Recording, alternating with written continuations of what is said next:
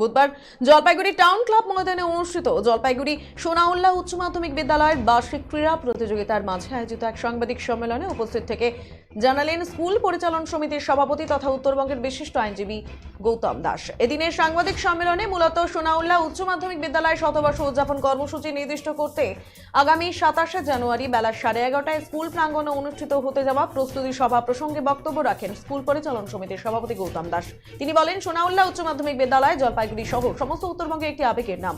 আমি নিজে যেমন এই বিদ্যালয়ের একজন প্রাক্তনী, এই স্কুল থেকে পাওয়া শিক্ষার উপর ভিত্তি করেই আজ আমি এগিয়ে চলেছি। ঠিক তেমন ভাবে আরো বহু প্রাক্তনী আজ যারা দেশে বিদেশে বিভিন্ন জায়গায় প্রতিষ্ঠিত, সেই সমস্ত প্রাক্তনীদের আগামী 27শে জানুয়ারি স্কুল প্রাঙ্গণে আয়োজিত শতবর্ষ উদযাপন কর্মসূচির রূপরেখা তৈরি করার উদ্দেশ্যে প্রস্তুতি সভায় সাদর আমন্ত্রণ জানাচ্ছি তিনি বলেন।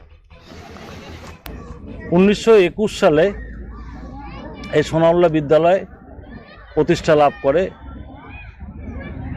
আমাদের আমির উল মুলুক সোনাউল্লাহ সাহেবের দানে এবং সরকারি প্রচেষ্টায় স্কুলটা তো প্রতিষ্ঠা লাভ করে। 2021-এ শতাব্দী পেরিয়ে আসে, কিন্তু 2021-এ কোভিডের জন্য সেই অনুষ্ঠান আমরা করতে পারিনি। সম্প্রতি আমরা ম্যানেজিং কমিটিতে একটা মিটিং করেছি।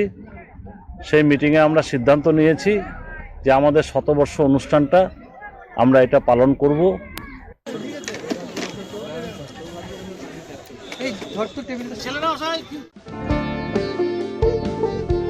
এই সময় আনন্দের মুহূর্ত, এই সময় জীবনকে আলোকিত করা, এই উৎসব আসল হাতের জাদুতে, এই সময় সমৃদ্ধিকে ঘরে আনা। Senco gold, gold and diamond, RRN road, old post office পাড়া সাউথ, কোচবিহার।